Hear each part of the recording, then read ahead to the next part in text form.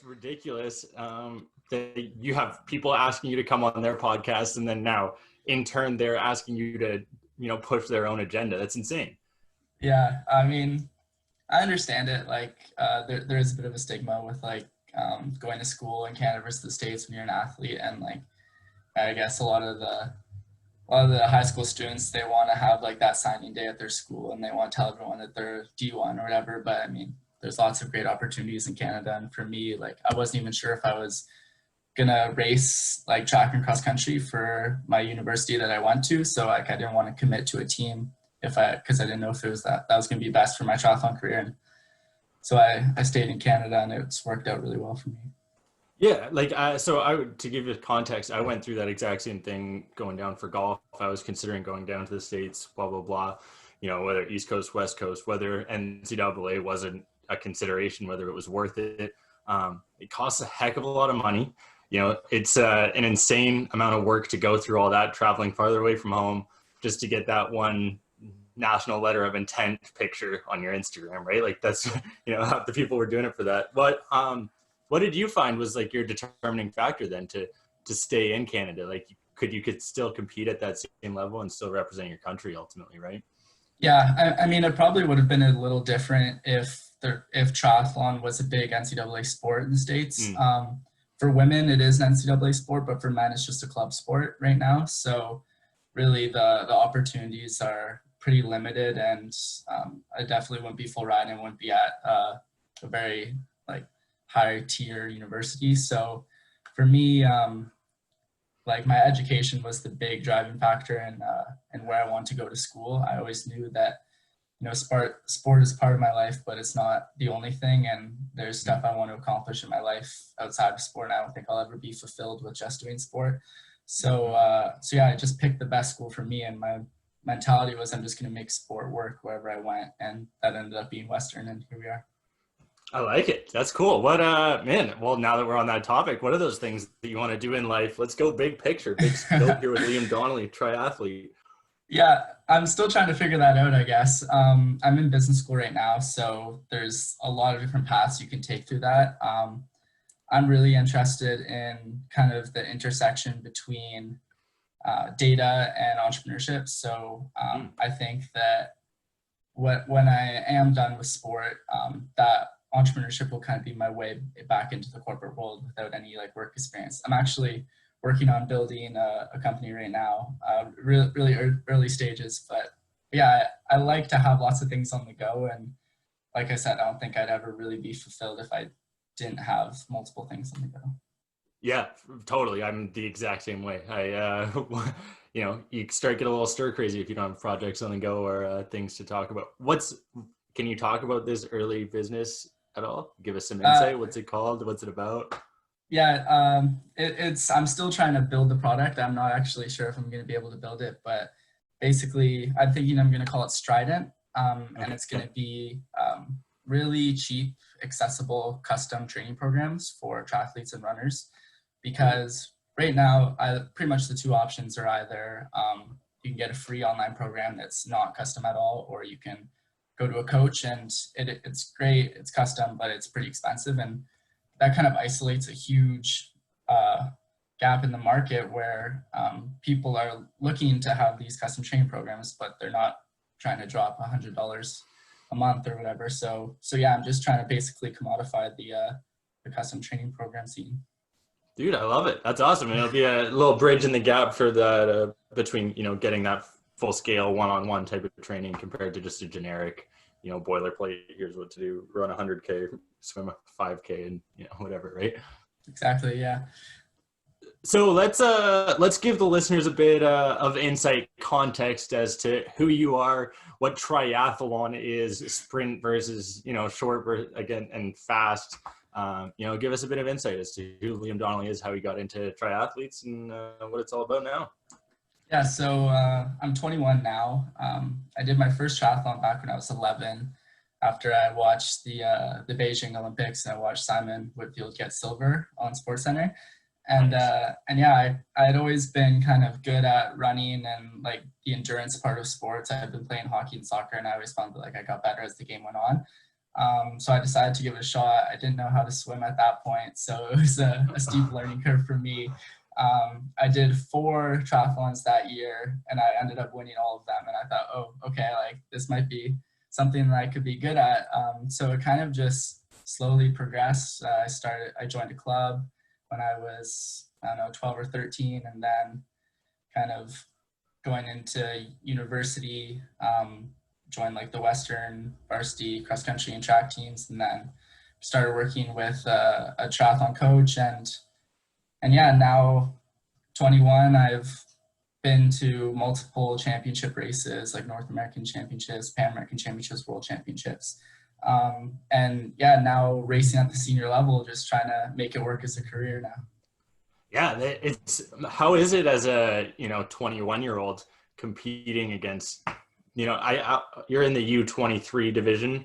I believe that's what I researched, but you're going up against adults now for the rest of your life and full-grown men, guys who've been training probably for decades. What's that like? And do you ever get intimidated?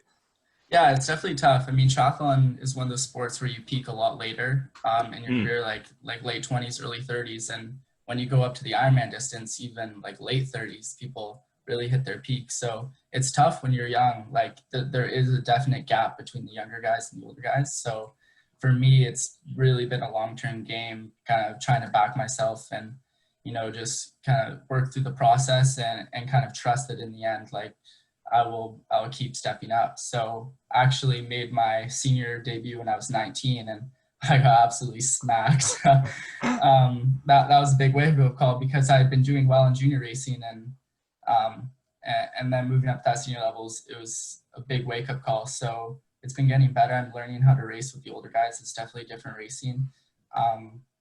But yeah, it is intimidating racing against guys who have been in the sport more than twice as long as you have. Yeah, then you've been alive, right? Yeah. It's crazy. So, in 2017, for instance, you start off, you go to the Canada Summer Games representing Team Ontario with Ella Kubas, Cassandra Dalvec, Tegan Stefanski, Justin DeJong.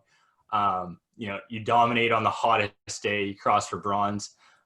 What's it like going from, as a youth athlete and transitioning now to that professional level?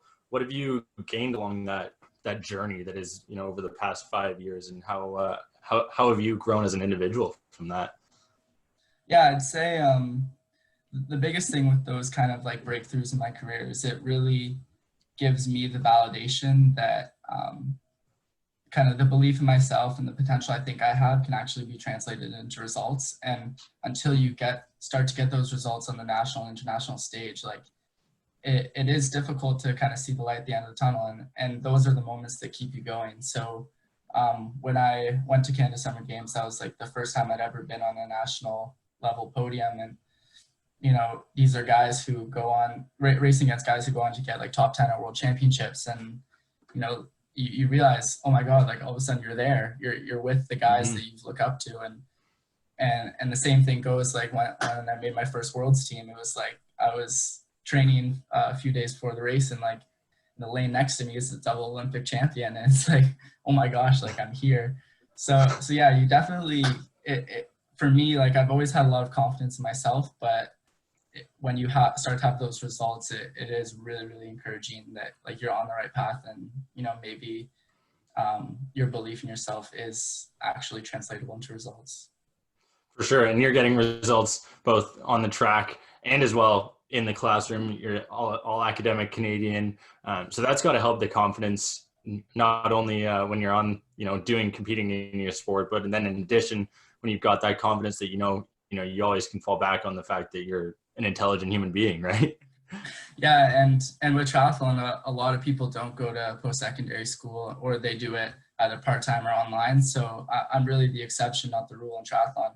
So it is motivating for me to know that I'm throughout my university career, I've had my best triathlon results, and that's come while balancing a full-time school workload. So, once I graduate in April, I'm really excited where I can kind of put all my energy into this and see where it can take me, because, like time management is such a big issue when I'm in school. And it's just a stress that a lot of these guys that racing against don't have to deal with.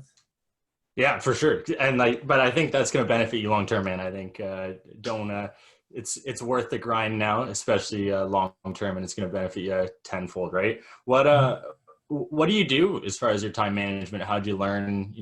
Has it just been instilled to you from a young age, since you've been doing this since you're 15, or what's the deal? Yeah, I mean, a lot of people ask me like, what's the secret or anything like that. There's no secret. There's no like life hack. It's just a lot of hard work, and you got to be really committed. There's been a lot of times where I felt really, really overwhelmed, and that's when you really lean on the people in your life to kind of get you through that. But is plain and simple. It's just a lot of early mornings and late nights and jam packed in between. And I'm doing probably 3 sessions a day plus hours of school, and yeah, like when I'm here in London, it is a grind, but because I really want to succeed in sport and in academics, it's easier for me to get motivated to make it work. For sure. Yeah, I totally agree. I think you keep doing what you're doing, man. Don't change anything. Are you I want to touch on the fact that you're vegan, and you talk about doing 3 sessions a day. I've interviewed 50 plus episodes here now for the Athletes podcast. Very few vegan athletes, and I'm curious as to how you manage the fact that you're having to put a lot of food into your body to give you those same kind of nutrients. What's it like? When did you start becoming a vegan, and how do you feel now that you are vegan? Yeah, I feel great. I started in March, so it's been over 6 months now. Okay. I kind of always wanted to be vegan for the ethical and the environmental reasons, but it was always the performance reasons that were kind of holding me back. I had a lot of questions that I needed to get answered before I would ever commit to that. And and as I kind of researched it more, I realized there were a lot of misconceptions and myths about being vegan, and yeah, I just decided to go for it. So for me, like on a big day, I have to eat, I don't know, 4,000, 5,000 calories. Like it's a lot of food. But you can definitely get, all your macros that you need. Like I eat a lot of beans, a lot of carbs, obviously, because like to fuel my training, and a lot of calories. Those are like the 3 main metrics that I use. Yeah, I found it great so far. I have a really supportive girlfriend who's helped me a lot with the cooking part of it. She's also vegan, so. Oh, I was gonna say that's a relationship ruiner right there.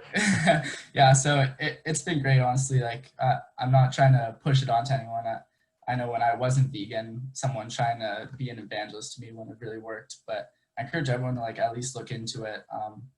I really think as a recovery tool, eating vegan really helps like reduce inflammation and digestive issues. So when you're training lots, recovery is really important, and I found that I've been recovering way better on the vegan diet. Wow, interesting. Okay, so you're reducing the inflammation, which makes sense.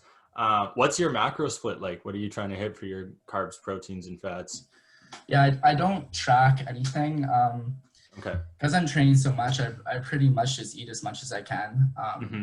I eat past the point that I'm full because I know I need the calories. So every so often I'll check to see kind of like what my daily caloric intake is. But kind of as I'm exercising too, I try to get at least like 60 grams of carbs an hour.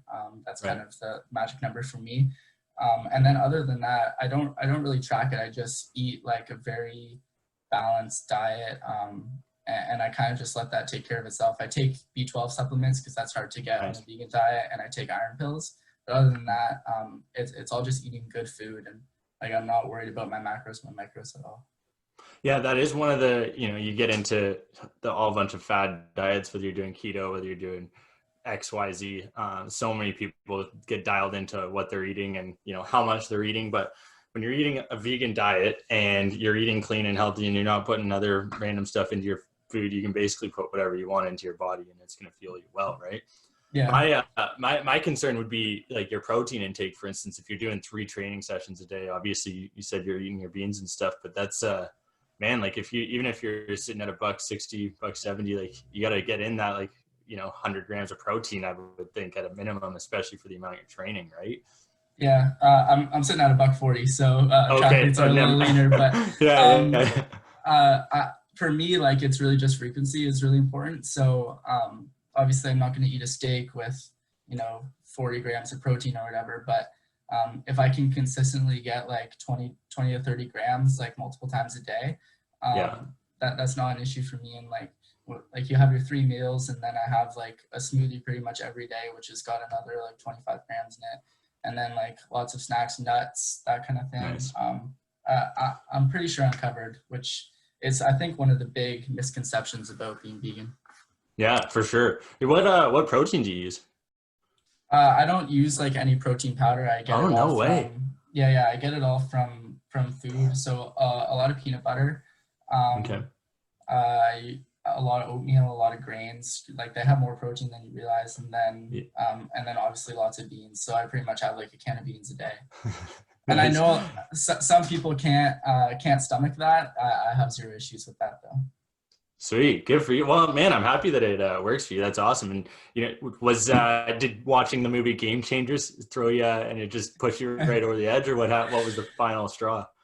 Yeah, I'd seen Game Changers, and yeah, it definitely gets you thinking. And like, I encourage no one to just go vegan right after watching Game Changers. Do your own research, but yeah, like you can see that it's possible, and lots of people are doing it. And like, a lot of them say like they recover a lot better, and it's true. Like I'm recovering the best I ever have. I've set personal bests in like my 20-minute power on the bike, 5K on the track, like it's I haven't seen any dip in performance at all. So Good, man. That's awesome. Well, keep doing what you're doing then, whatever works.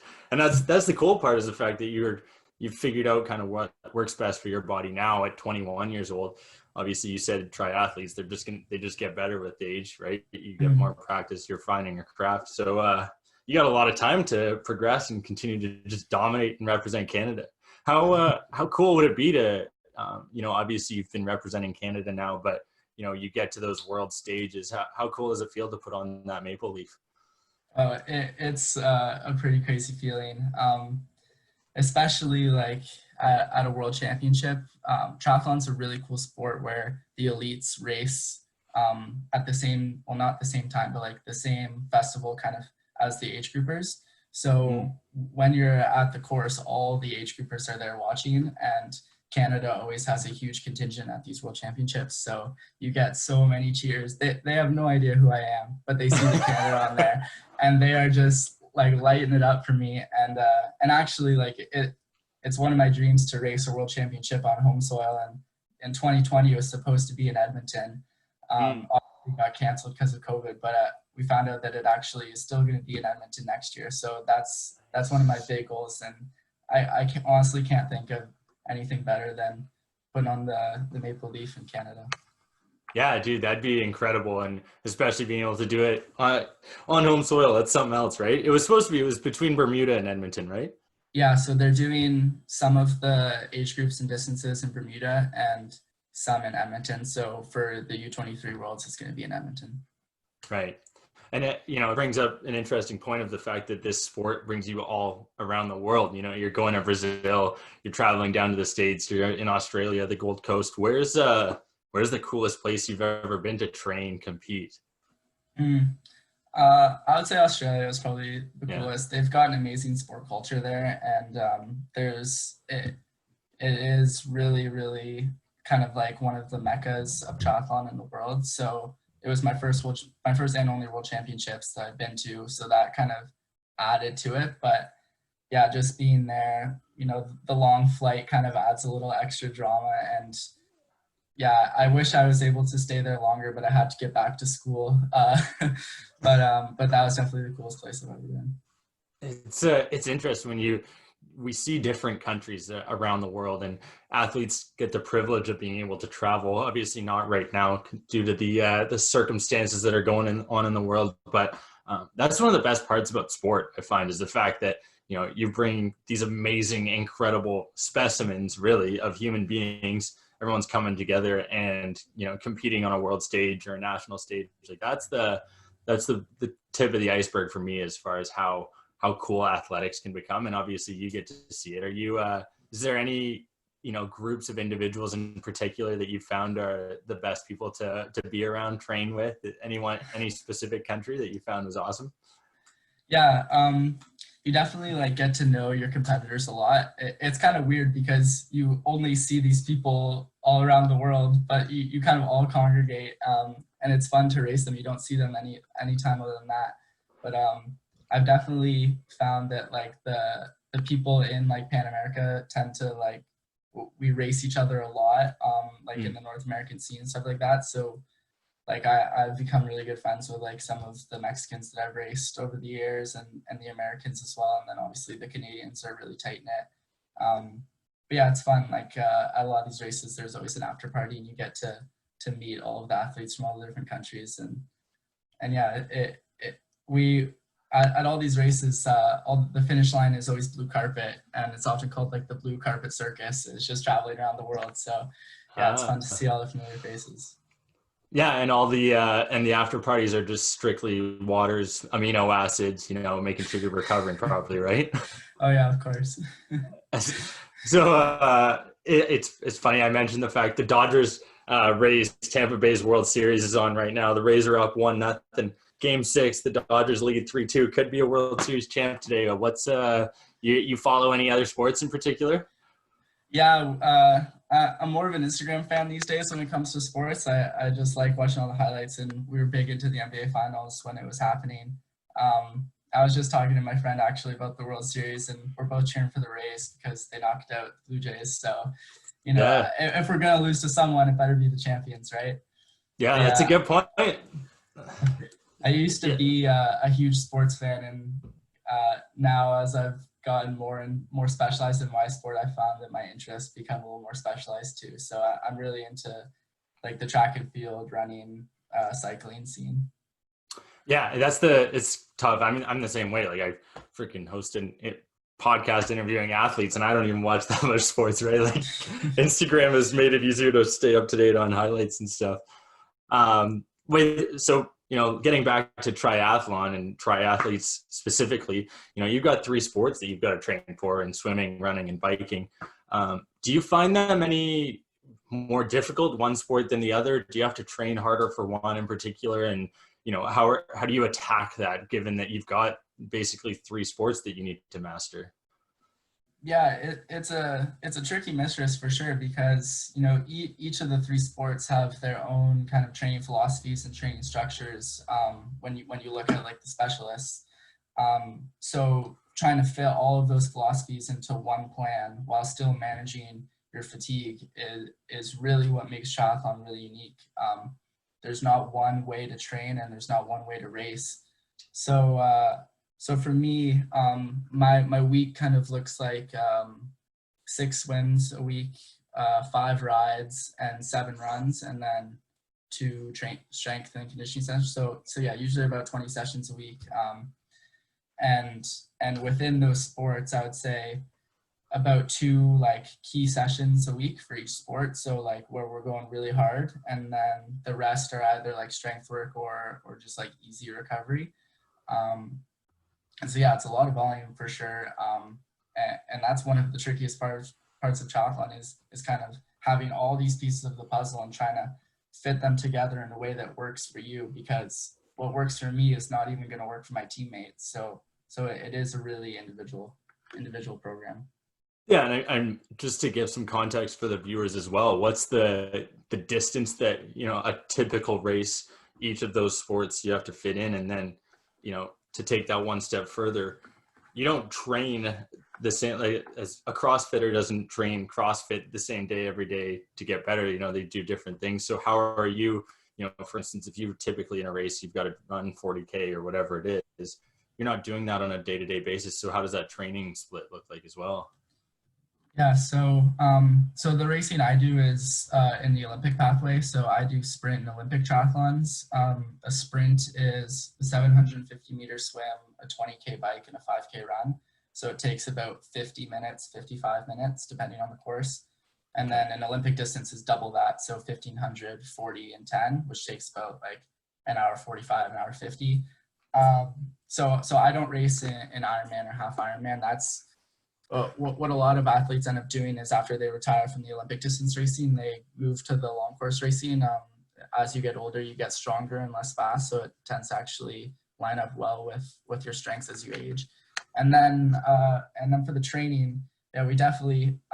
I don't think I ever do a single session that is less distance than what I'm racing. Like I only race usually 750 meters for swimming, but our practices are 3K to 6K. And like when we ride 20K in a race, but my rides are usually like 60K to 90K. And then, I mean, runs, like we run 5K, but a workout would be like 15K, long runs like over 20K. So and there's a lot of misconceptions, I guess, about the type of racing I do. When people think of triathlon, they think of it as this long kind of slog. Well, they think of Ironman. And our type of racing is the exact opposite of that. It's super high octane. It's you're on the rivet the whole time, and it's really about speed, not strength. Like you're basically redlining for an hour. Super tactical racing, lots of corners on the bike, so it's really spiky, like you're sprinting out of corners, out of 180s, that kind of thing. So speed and speed development is really an important part of our training. Gotcha. Yeah, I think what was it, episode 48? We had Kevin McLaughlin on, who Coovey is his name. He did an Ironman raising funds. So it was interesting when I reached out to you about coming on the podcast. I also reached out to Haley Lang, who's a friend, supporter of the pod. Shout out to Haley Jack Try. But I told her, I'm like, man, I don't know much about this sprint triathlon and all this stuff. So I'm like, I need you to give me some insight. So she gave me a couple pointers, telling me where to go with this chat. And but it's completely different from, Coovey doing the Ironman is a grinded out like 12 plus hours. You're just like, you're hurting the entire time, where you go for an hour, it's basically like a hockey game or a basketball game, right? You're just full bore for those 48 hour long. Yeah. And our training definitely reflects that. Like for those key sessions, they're like all out intervals from like 30 seconds to 1 minute, or like up to 5 minutes. Like it really depends, but like we train to go fast. And like when we're racing, like we're averaging over 40K an hour on the bike. And we're running like, less than 3 minutes per kilometer on the run, like 20K an hour, which is moving, like for people who like go to your local 5K and see how you do. And like we're you got to be fast. And so it's an interesting type of athlete that it really is able to do that across all three sports. Yeah, you mentioned you played some other sports growing up, like soccer. What other sports sort of translated well for you when you were younger to get to become a pro triathlete now? Yeah, so I played rep hockey and soccer until I was in high school. And I think with triathlon, like obviously it's a really, like swimming and running especially, are very technical sports. So the earlier you start, the better. And since I wasn't swimming before I started triathlon, I think that kind of doing these other sports and having, general athleticism really helped me when it came to like learning swimming technique quickly, because I had good coordination.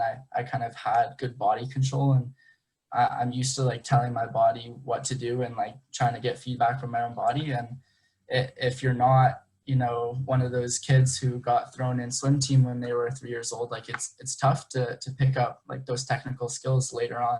So I think like playing hockey and soccer, and like I played every school sport I could, really helped me like speed up my development when it came to learning like the technical aspects of the strokes and strides.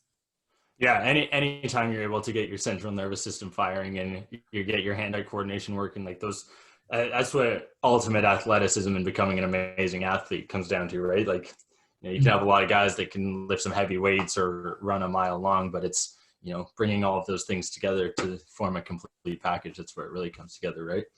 And that's sorry, I was just gonna say it kind of makes triathlon interesting too, because there's lots of different body types and lots of different athlete skill sets, which in my opinion, makes it a lot more exciting because guys will play to their strengths in races, and there's not one way to win. It's not always just sit and kick at the finish line. Like, it's guys trying to break away on the swim, break away on the bike, play to their strength, not their speed. And yeah, it's really interesting to watch the tactics play out. You never know what the race is going to happen. What's your strength and weakness? Like Liam Donnelly right now, get honest with us. What do you dread before the start line, and what do you feel happy about once you get through it? Yeah, so I definitely rely on my running a lot. So for me, my kind of strategy going into any race is to just be with the leaders off the bike. That's like, if I can just put myself in the race going into the run, then I'm happy. So I've had pretty much all of my nerves before races are about the first 100 meters of the swim, because you've got 75 guys lining up, and we're all going to be coming together at one buoy in less than a minute. And positioning is everything, and it is absolutely brutal. There are penalties for unsportsmanlike conduct in the water, but it's really hard to referee. So people will be like grabbing you, swimming over you, and those are the tense moments of the race for me. And if I can get through that, get onto the bike, I usually am pretty vocal in the pack on the bike, trying to command the troops to bridge up to the leaders if we have to. And if I'm with the leaders, I'm happy to just kind of let the race unfold. And then when it comes to the run, that's kind of the card that I have to play. Mm-hmm. So you just wait until the end and then put on the afterburners, eh?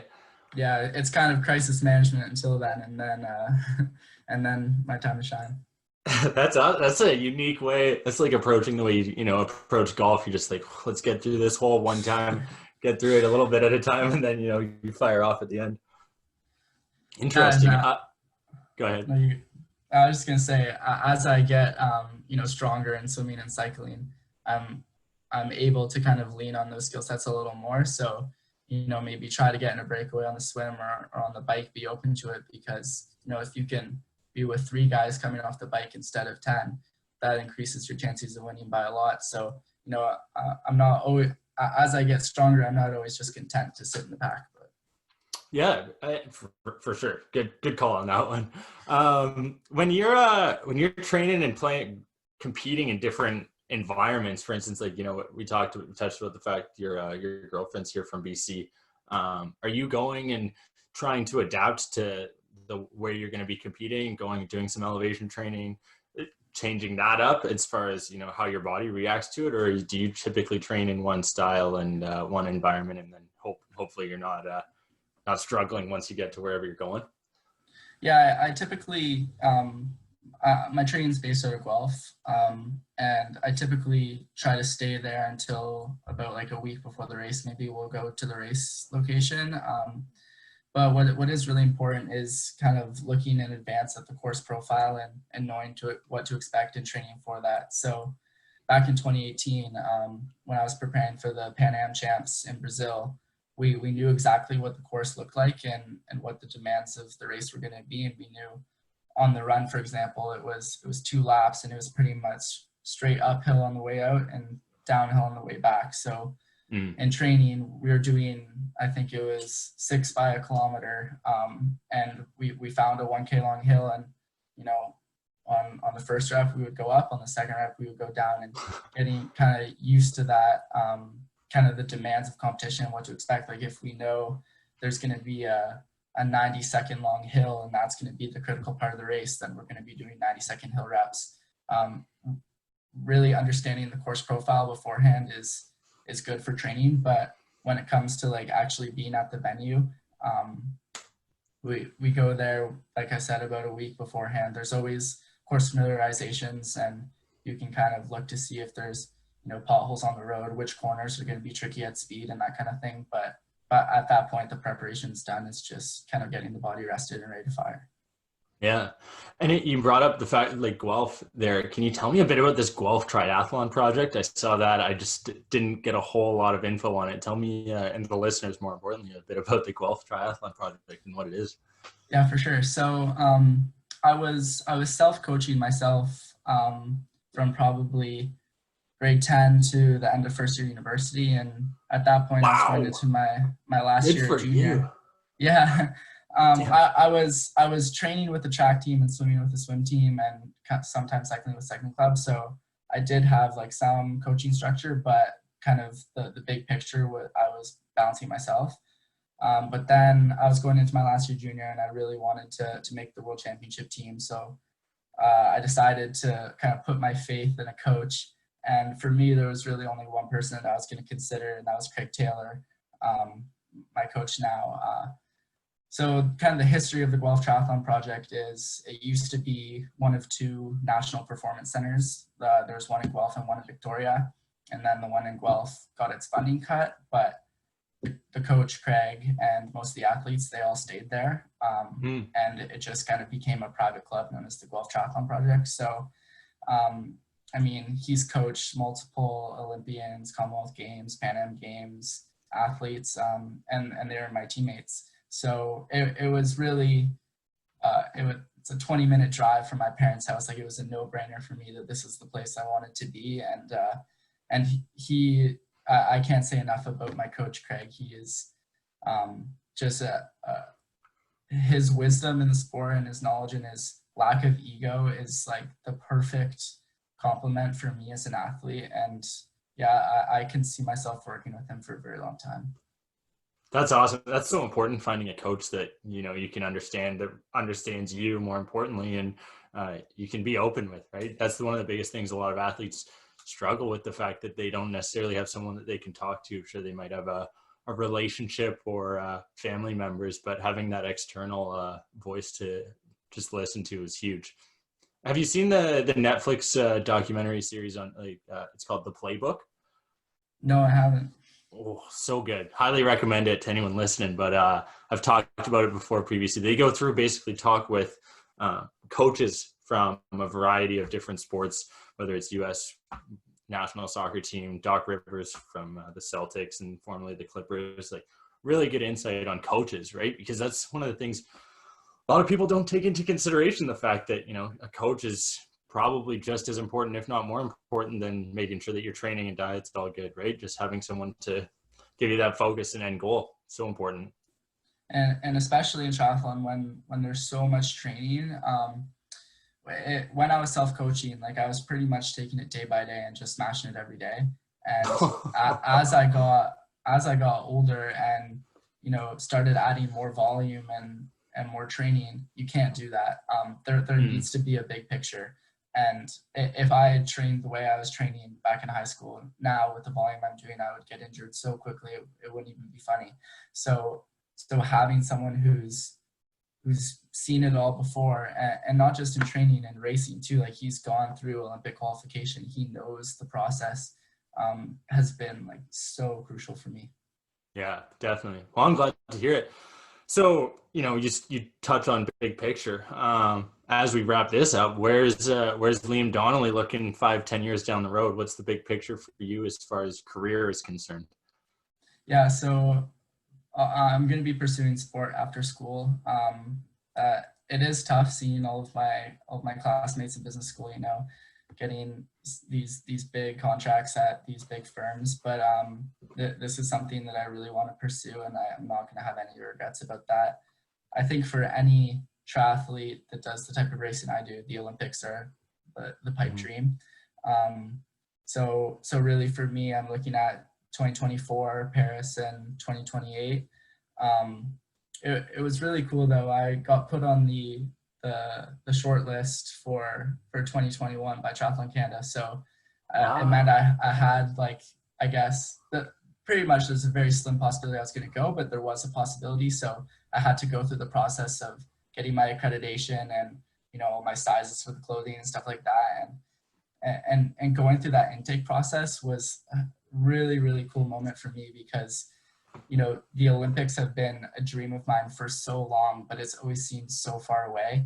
It seemed like, yeah, maybe one day. And I remember getting that email that day and I was like, I'm a lot closer than I think, you know, like just to be, you know, in the conversation was an incredible moment for me. And like I said, it's a very slim possibility for Tokyo, but I'm really looking to 2024 and 2028.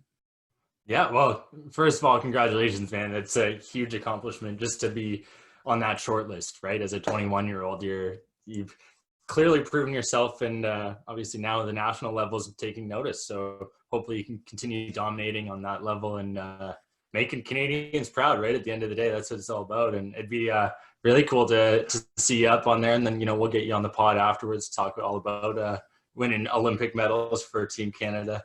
It's a dream.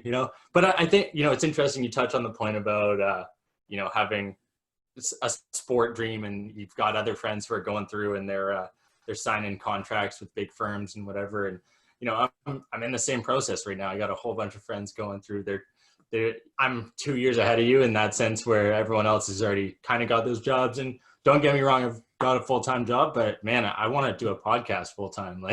So I'm in the same boat as you.